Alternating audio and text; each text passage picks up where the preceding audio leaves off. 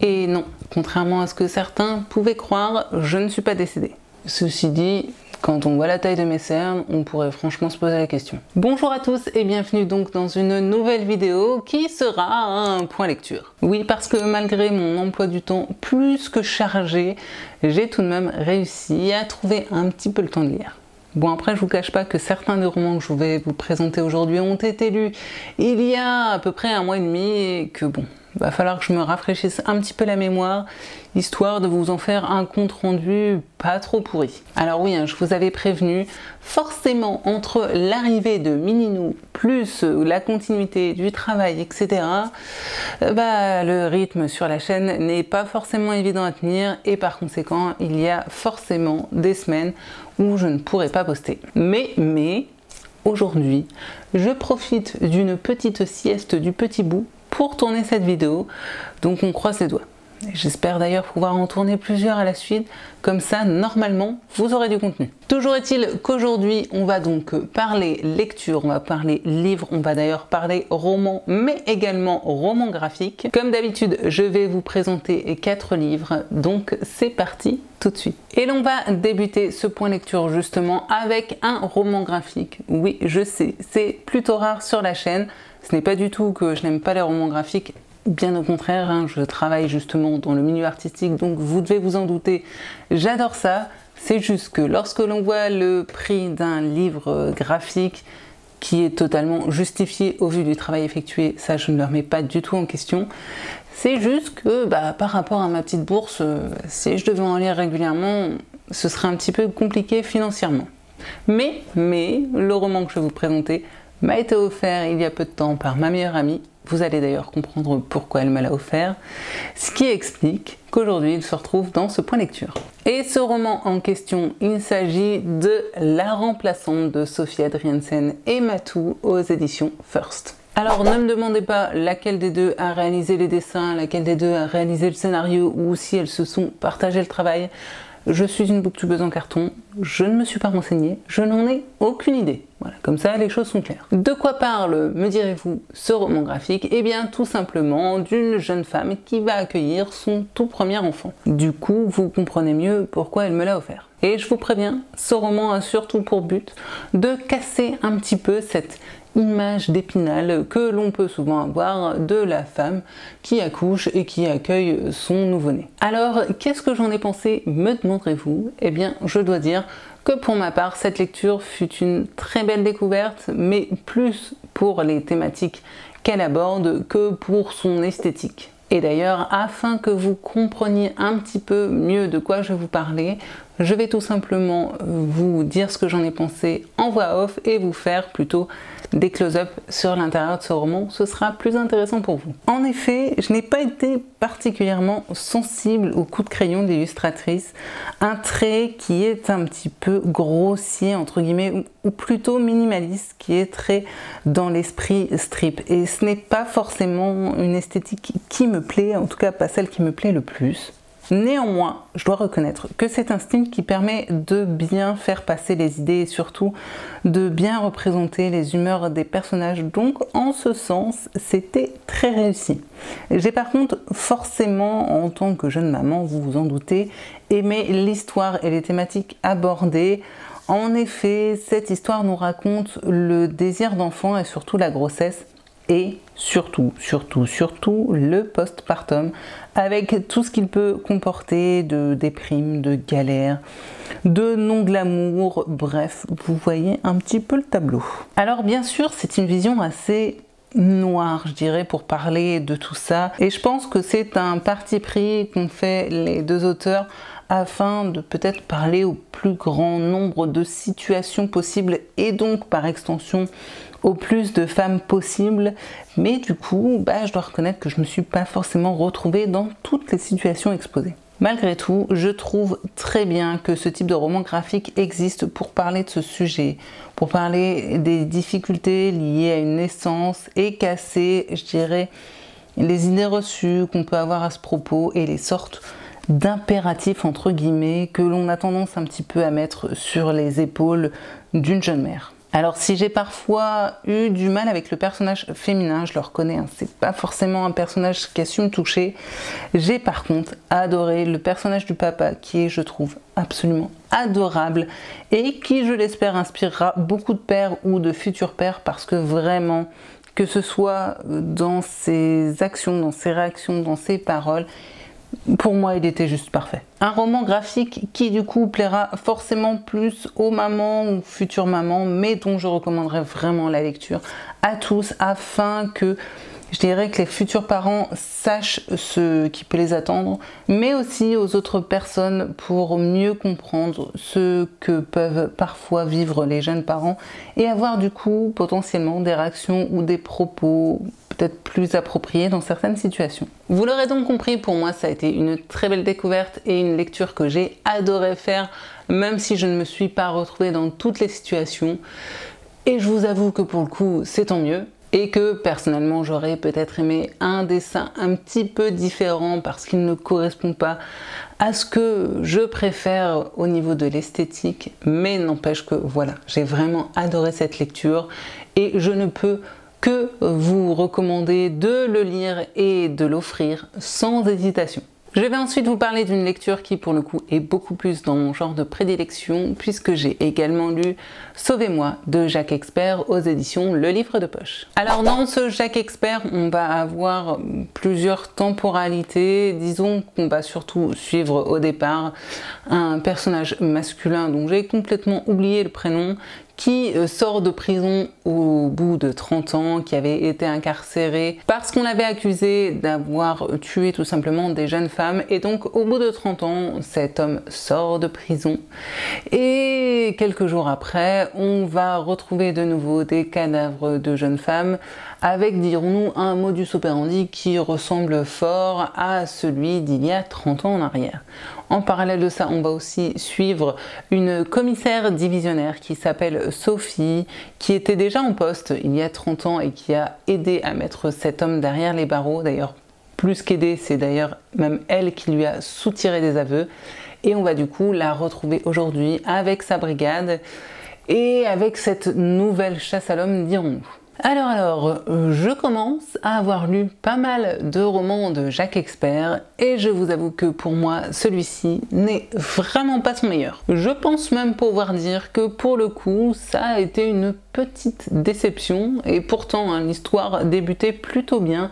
Mais assez vite, j'ai trouvé que ce récit était assez monotone. Parce que bon, on est tout de même là avec un roman qui se veut être un polar thriller, mais pour le coup, je n'y ai pas retrouvé ce côté tension que l'on a normalement dans les thrillers. En plus de ça, l'histoire m'a bien souvent semblé tourner en rond et je vous avoue que je n'y retournais pas forcément avec entrain. J'ai cru au départ que l'on allait avoir un jeu de passé-présent hyper intéressant et en fait, non. Finalement, on est principalement avec une équipe qui se trouve au 36 quai des Orfèvres dans les années 90 il me semble, et les autres temporalités ne sont là vraiment que pour apporter quelques petits détails en rapport avec ces années 1990, mais pour ma part j'ai trouvé ça presque anecdotique. D'ailleurs, à ce propos, j'aurais vraiment adoré que l'auteur intègre dans son histoire pas mal de détails en rapport justement avec ces années 90, avec le fait que par conséquent les techniques d'investigation n'étaient pas aussi poussées, que certaines technologies que l'on peut avoir aujourd'hui dans le cadre d'enquête judiciaire n'existaient tout simplement pas. Bref, vous voyez un petit peu le fait que, oui, dans les années 90, on n'enquêtait pas comme on enquête aujourd'hui. En bref, j'aurais vraiment aimé avoir ce côté un petit peu, vous savez, nostalgique de cette époque, mais j'ai trouvé que vraiment l'ambiance de ce côté-là avait été assez mal travaillée. Parce que si ce n'est la date qui était indiquée en haut de certains chapitres, eh bien à part ça, rien ne permettait de situer l'action dans les années 90 finalement plus tôt qu'aujourd'hui. Et puis comme malheureusement assez souvent, je dois avouer que j'ai eu vraiment un gros problème avec les personnages que j'ai trouvé beaucoup trop caricaturaux, alors que justement pour moi la psychologie aurait vraiment dû être l'axe central de ce roman et du coup avec des personnages caricaturaux ça ne fonctionne pas vraiment. Pour ce qui est des femmes dans ce roman, elles sont soit exécrables à outrance, ce qui a été pour moi le cas de la commissaire divisionnaire Sophie, soit niaises et malléables comme pas possible, ce qui était le cas du personnage de Rachel, qui est, on va dire, un petit peu la secrétaire de notre commissaire divisionnaire. Pour ce qui était des flics mâles autour du personnage justement de Sophie, je les ai trouvés aussi fins qu'un derrière d'éléphant. Vous l'aurez donc compris, de manière générale, j'ai vraiment trouvé que les personnages manquaient de finesse et d'équilibre dans l'écriture. Le style global quant à lui est toujours aussi abordable, assez classique mais ma foi pas désagréable, avec vous savez des chapitres courts qui normalement donnent du rythme, mais pour autant ça ne suffisait pas vraiment à me relancer dans ma lecture. Il faut savoir aussi que ce roman est divisé en 5 parties et qu'au début de chaque partie on a le nom d'un personnage, et je vous avoue que je n'ai pas compris le procédé parce que finalement les parties en question ne sont pas centrées sur les personnages énoncés. Pour moi, il n'y avait juste aucun intérêt à faire ça. Ou alors, il y a vraiment quelque chose qui m'a échappé. Et puis, comme bien souvent, malheureusement, dans ce type de récit, ce qui m'a posé le plus gros problème, je dirais, ce sont les incohérences et les facilités d'écriture qui se sont glissées dans le récit. Ouais, on commence à avoir l'habitude.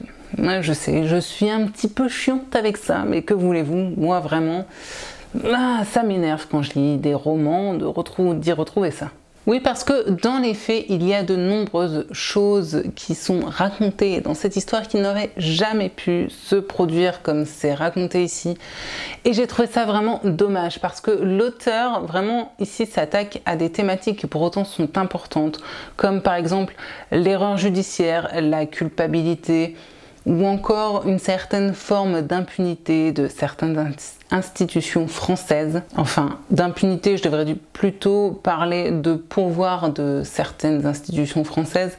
Et malheureusement, eh bien, pour parler de tout ça, il s'est, je dirais, affranchi de certaines choses de la réalité pour tout simplement arriver à faire coller ce qui se passait à ce qu'il avait imaginé, et pour moi ça a complètement discrédité du coup son propos. Parce que du coup on était sur quelque chose qui n'était pas possible dans la réalité, et du coup les thématiques abordées l'étaient de façon complètement bancale, et moi j'y croyais pas, et je trouve ça vraiment dommage du coup de l'avoir abordé de cette façon-là, puisque comme j'ai dit, ça discrédite complètement un propos qui pourtant à la base pouvait être franchement intéressant. On est donc pour moi sur un manque de réalisme et c'est franchement dommageable. La fin ne m'a également pas surprise, d'ailleurs je l'ai trouvée un petit peu expéditive.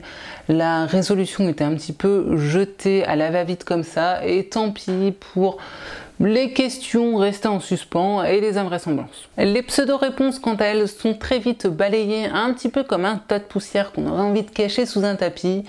Et finalement, je dois dire que c'est la toute fin qui quant à elle m'a semblé plus intéressante, le problème étant que là encore elle est expédiée en 2 pages, alors que justement il aurait été hyper intéressant de beaucoup plus la développer par rapport justement à toutes les thématiques qu'elle apporte et qu'elle soulève. En résumé, pour ma part, c'est un petit loupé. Alors attention, ce n'a pas non plus été une lecture désagréable, mais j'ai trouvé que certains choix de l'auteur n'étaient pas forcément très judicieux, et surtout j'ai trouvé que la façon de raconter cette histoire et son déroulé ne servaient vraiment pas les propos et les thématiques pourtant hyper intéressantes que l'auteur a décidé d'aborder. C'est donc dommage. Après, je continuerai néanmoins à lire les romans de Jacques Expert, parce que si parfois j'ai fait face à certaines déceptions avec certains de ses romans, à côté de ça, il a aussi su me livrer des histoires qui, pour le coup, ont su m'embarquer et ont su me convaincre. Malheureusement, c'est un petit peu qui tout double avec lui, donc je croise vraiment les doigts pour que le prochain que je lise de lui soit meilleur. Néanmoins, je pense que c'est un livre qui pourrait complètement correspondre, je dirais, aux lecteurs occasionnels de polar qui souhaitent lire un roman policier français qui aborde du coup les rouages des enquêtes policières et du système judiciaire français sans non plus trop rentrer dans les détails. typiquement, ça peut être un bon policier à emporter sur la plage, assez léger, pas trop prise de tête, qui ne va pas vous plonger vraiment dans un univers, mais qui, ma foi, passera très bien au bord de la piscine. On va ensuite continuer avec un tout autre type de récit, puisque je vais également vous parler d'Esquisses de Godofredo de Oliveira Neto aux éditions En Volume. Alors, souvenez-vous, ce roman, ou en tout cas ce tout petit livre, m'avait été envoyé directement par la maison d'édition. C'est donc un service presse. J'étais très curieuse de le découvrir puisque l'auteur est brésilien et que je crois je n'ai jamais lu de livre d'auteur brésilien, et qu'en plus de ça, dans cette histoire, on allait suivre le personnage de Luigi qui était un petit peu mandaté par sa famille pour aller récupérer chez un autre membre de la famille une esquisse d'une œuvre de Jérôme Bosch qui du coup était censée être vendue et apporter un petit peu, ma foi, un bon petit pécule aux différents membres de la famille qui avaient hérité de cette esquisse. Et ma foi, pour être sincère, je ressors assez perplexe de cette lecture parce qu'il y a vraiment des choses que j'ai adorées dans ce court récit, mais j'en ressors aussi avec certaines déceptions. Je dois dire que tout d'abord, dans l'ensemble, l'ambiance globale de ce récit m'a beaucoup plu. Une ambiance assez nébuleuse, assez énigmatique autour, comme je le disais, de cette recherche de ce tableau, ou plutôt de cette esquisse qui est censée apporter un joli petit pactole aux différents membres de la famille. Luigi est donc un petit peu parachuté à New York par sa famille afin de retrouver la trace de cette esquisse, un petit peu comme une sorte de chercheur au trésor des temps modernes. Il va d'ailleurs y faire la rencontre de différents personnages dont on va avoir beaucoup de mal à définir les véritables intentions, et puis assez rapidement, je dirais que certaines hallucinations du narrateur, qui est donc Luigi, se mêlent à la réalité au point où l'on se demande assez vite si Luigi ne serait pas en proie à une certaine folie. Du coup, tout au long du roman, on se pose la question de savoir où est la limite entre rêve et réalité, entre vérité et folie. Et plus on avance dans le roman, et plus l'ambiance se fait oppressante et floue. De New York, on va également faire quelques sauts à Venise et certains passages nous emmèneront même au Brésil. L'auteur ne cesse d'ailleurs d'apposer un petit peu sa patte brésilienne en disséminant tout au long de son roman pas mal de références à la culture de son pays, et ça c'est quelque chose que j'ai vraiment beaucoup aimé. Parce que j'avoue, je suis assez peu au fait de la culture du Brésil et du coup j'avais l'impression en même temps d'apprendre certaines choses, et puis en plus de ça, ça avait un petit côté un petit peu dépaysant qui n'était pas pour me déplaire. Oui, parce qu'au moment où j'ai lu ce roman, disons-le clairement, ici il faisait un temps de chien et je n'avais qu'une envie, c'est d'aller en vacances, si possible sous le soleil. Du coup, ce roman tombait plutôt bien, en tout cas pour son côté brésilien. Mais du coup, je dois aussi reconnaître que je suis probablement passée à côté de certaines différences à cause justement de mon manque de connaissances en la matière. Il y a peut-être certaines choses qui m'ont échappé parce que tout simplement, je n'ai pas compris les références annoncées. On sent tout de suite que l'auteur a une vraie plume, a une vraie aisance avec l'écriture. Par contre, je vous préviens, on est vraiment ici dans un roman contemporain d'ambiance. D'ailleurs, de roman contemporain, je dirais presque plus pour moi qu'on est sur une nouvelle, parce que je crois que ce livre fait quelque chose comme 120 pages. Donc pour moi, c'est finalement presque plus de la nouvelle que véritablement du roman. Histoire de vous situer un petit peu le style d'écriture, je dois dire que lors de ma lecture, j'ai souvent pensé à du Kafka ou à du Boris Vian. Le problème étant que personnellement, j'ai un petit peu de mal avec ces deux auteurs, avec le côté parfois trop métaphorique et trop abstrait de leurs romans. Et c'est quelque chose que je n'ai pas ressenti au début de ma lecture, mais qui s'est installé tout de même petit à petit. J'ai aimé toute l'ambiguïté qui est installée autour de la potentielle folie du protagoniste principal et je m'attendais vraiment à avoir des réponses à ce sujet, mais malheureusement ça n'a pas été le cas. Ça n'a pas été le cas puisqu'on a une fin très ouverte. Alors je sais que ça plaît à de nombreux lecteurs, mais personnellement je préfère quand les fins sont un petit peu plus fermées, dirons-nous. Et ici, du coup, ça m'a un petit peu posé problème. L'autre souci que j'ai eu, c'est que je m'attendais à avoir beaucoup plus l'univers de Jérôme Bosch mis en avant dans ce roman.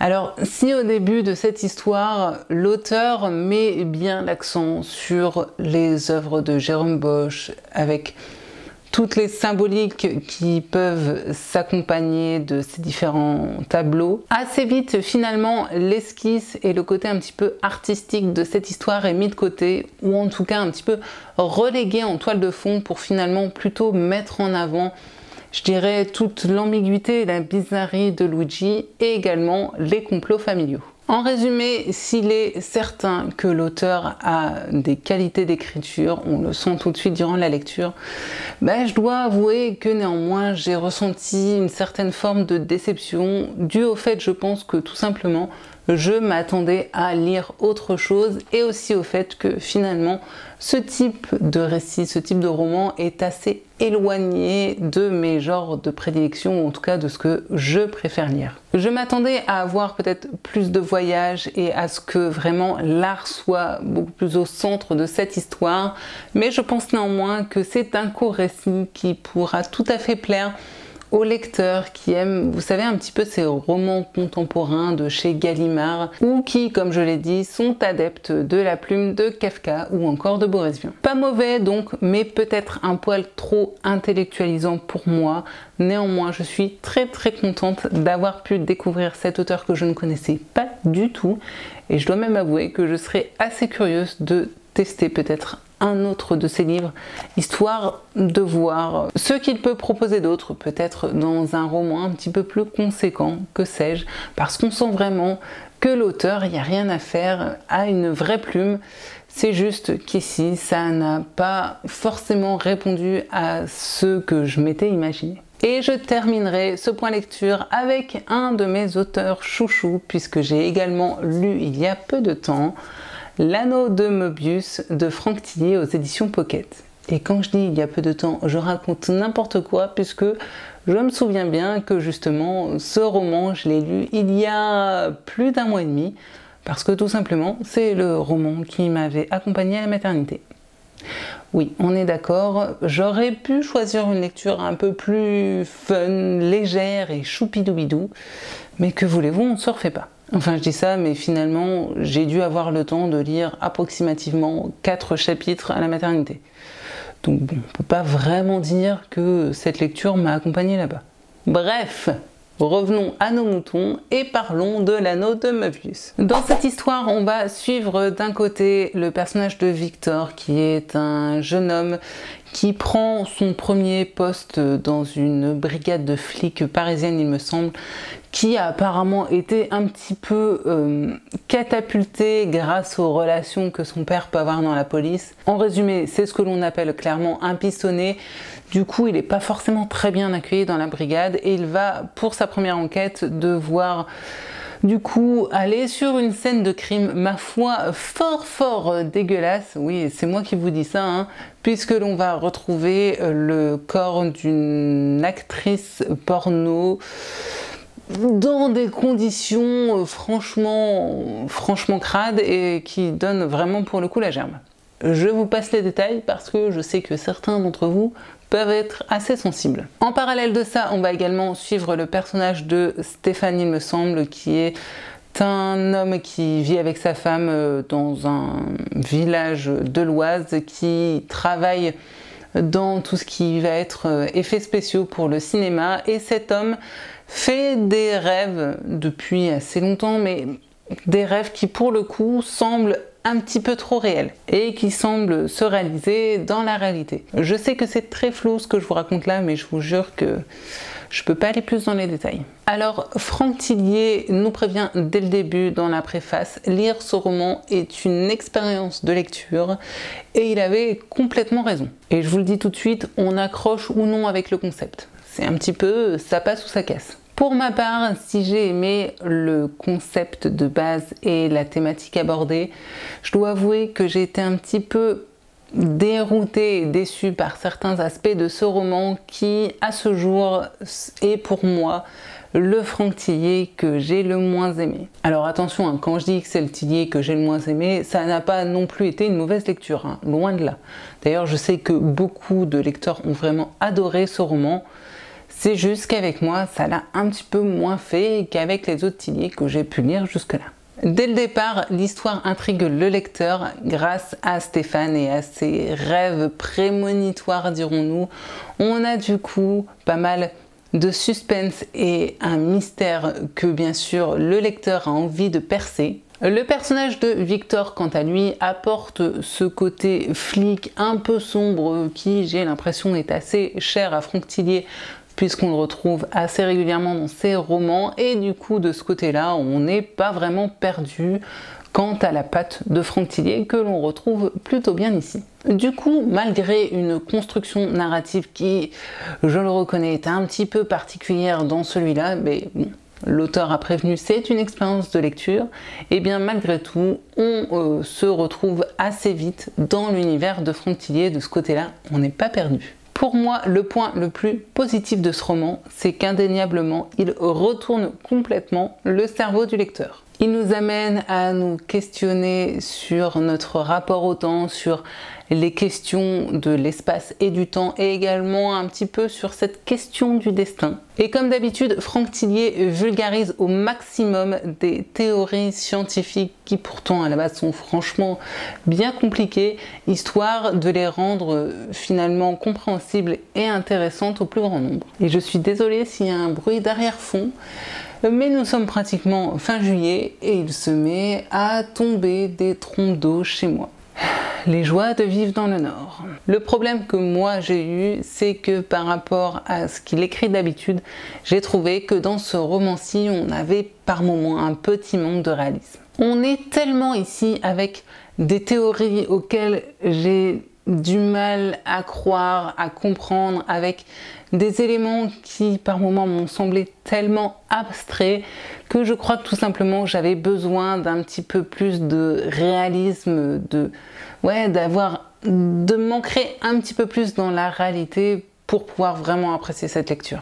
Et surtout pour m'y retrouver, parce que du coup par moments je me sentais un petit peu paumée. Et j'ai du coup le sentiment durant ma lecture d'avoir ici vraiment un Tillier très différent des autres qu'il a pu écrire. L'autre souci que j'ai eu, c'est que tout simplement je n'ai pas accroché au personnage. Et comme bien souvent lorsque je n'aime pas les personnages, ou pire d'ailleurs lorsqu'ils ne me font ni chaud ni froid, j'ai du mal à être complètement emballée par ma lecture. En fait c'est simple, j'ai eu le sentiment que l'auteur s'était tellement appliqué à développer finalement toute cette théorie et toute cette expérience de lecture qu'il en a presque oublié de vraiment développer ces personnages, et par conséquent ils avaient pour moi un manque de réalisme et de crédibilité. Certains dialogues manquaient aussi de réalisme selon moi, d'ailleurs certaines répliques m'ont semblé assez faciles voire bancales. Et pour terminer avec les bémols, je dirais aussi que par moments l'histoire m'a semblé un petit peu redondante et manquait de clarté. Après, je ne l'ai peut-être tout simplement pas non plus lu au bon moment, parce que c'est vraiment une lecture qui, je pense, demande une certaine dose d'implication et de concentration de la part du lecteur, et j'avoue que je n'étais vraiment pas dans les meilleures dispositions pour ça. À noter pour les lecteurs qui seraient intéressés, on est ici avec un Tillier vraiment très sombre et très gore. Les meurtres qui y sont perpétrés sont hyper trash. On y aborde aussi des sujets tabous et même des paraphilies Donc je vous préviens, ayez le cœur bien accroché. J'ai bien aimé la fin, mais je l'ai trouvée très abrupte, alors que justement, je pense que c'est typiquement le genre de roman qui aurait demandé une fin beaucoup plus développée, beaucoup plus travaillée pour apporter toutes les réponses aux questions, aux questionnements que forcément ce type de récit apporte. Et puis en plus de ça, j'ai trouvé que les motivations entre guillemets du tueur étaient quant à elles assez légères et vite balayées.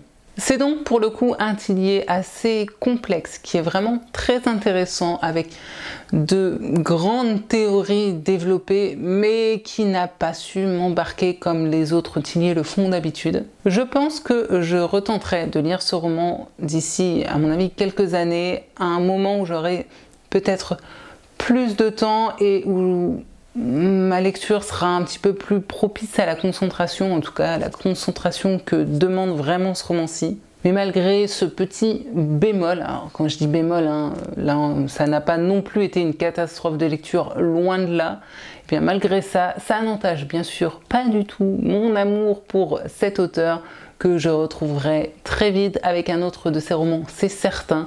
C'est juste que pour le coup, celui-ci est un petit peu costaud, un petit peu difficile, je dirais. Donc vraiment, si vous voulez le tenter, soyez dans de bonnes dispositions, ayez du temps pour être concentré sur votre lecture. Et puis, tout simplement, j'espère que vous aurez plus d'atomes crochus avec les personnages que moi, parce que je crois que c'est vraiment ce qui m'a le plus manqué par rapport aux autres romans de Tillier que j'ai pu lire, où d'habitude justement je suis complètement embarquée par les personnages que j'aime beaucoup. Or ici, non, ça l'a pas fait avec moi. Ni l'un ni l'autre, que ce soit Stéphane ou Victor, aucun des deux n'a su me toucher, n'a su me parler. Je me fichais un petit peu royalement de ce qui pouvait leur arriver. Et je crois que, au-delà des théories peut-être un petit peu complexes, c'est vraiment ça qui m'a le plus détaché de cette lecture. Voilà, c'est donc ainsi que se termine ce point lecture, que je suis très contente d'avoir pu tourner d'une seule traite. J'espère donc que de votre côté vous serez heureux d'avoir une nouvelle vidéo après ces quelques semaines sans avoir eu du contenu. Comme je vous l'ai dit, je fais au mieux pour vous poster des vidéos le plus souvent possible, mais bon, c'est pas toujours évident avec l'emploi du temps plus que surchargé que je peux avoir. D'ailleurs, si l'un d'entre vous sait comment avoir des journées de 46 heures, je suis preneuse d'une solution, parce que là, à part rallonger les journées, je ne sais pas comment faire. Sur ce, n'hésitez pas à me laisser des commentaires pour papoter des livres que je vous ai présentés aujourd'hui, ou d'autres romans d'ailleurs. Bref, comme d'habitude, vous le savez, les commentaires sont ouverts. Donc n'hésitez surtout pas à me laisser une petite trace de votre passage sous cette vidéo, et également à mettre des petits pouces levés si vous avez aimé le contenu proposé aujourd'hui. J'espère donc vous retrouver très bientôt sur cette chaîne, malgré mes publications un petit peu en dents de scie. Et comme d'habitude, et bien sûr, je vous souhaite paix, amour et littérature dans vos cœurs. À très bientôt, j'espère. Bye!